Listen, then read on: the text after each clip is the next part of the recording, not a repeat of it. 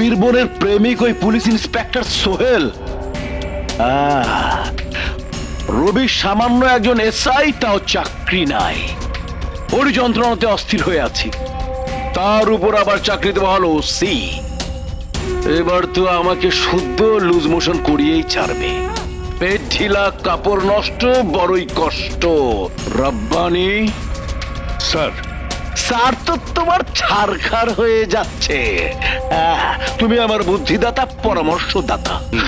তুমি বুদ্ধি পরামর্শ দিয়ে কামাইলাকে দলে আনলা। কামাইলা তো কোনো কাজেই আসলো না, ফালতু ফালতু। নেতা, আমার কাম আমি করছি। শহরে রবির নামে সন্ত্রাস করতে কইছিলেন, করছি, ঠিক মতোই করছি। তো আরেকটি কাজ ঠিক মতো করে দেখাও। কিন্তু তোমার সঙ্গে ওই মেয়েটিকে? নেতা, ওর নাম রানী। আসসালাম আলাইকুম।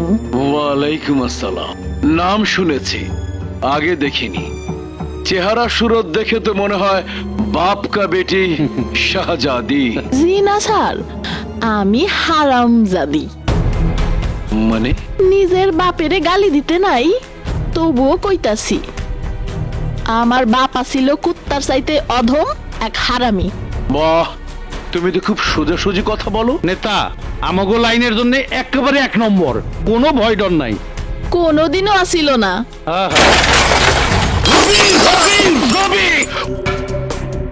ওই রবির হাতে পড়ে যদি আমার ভাই হায়দারকে ফাঁসির দড়িতে ঝুলতে না হতো, তাহলে তোমার সাথে আমার পরিচয় অনেক আগেই হতো। তার সাথে আরেক নতুন ঝামেলা, এক পুলিশ ইন্সপেক্টর।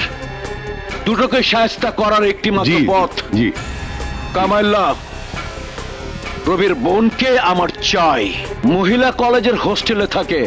গিলবার্ট তোমাকে চিনিয়ে দেবে। বাট রিমেম্বার, কালকে দিনের মধ্যে ওকে আমার চাই। তাহলে কালকের দিনই হবে ওর জীবনের শেষ দিন। যত বড় গুন্ডাই হোক কামাইল্লা, এই রবির হাত থেকে ও বাঁচতে পারবে না। বাবা, মা, তানিয়া, মুন্না।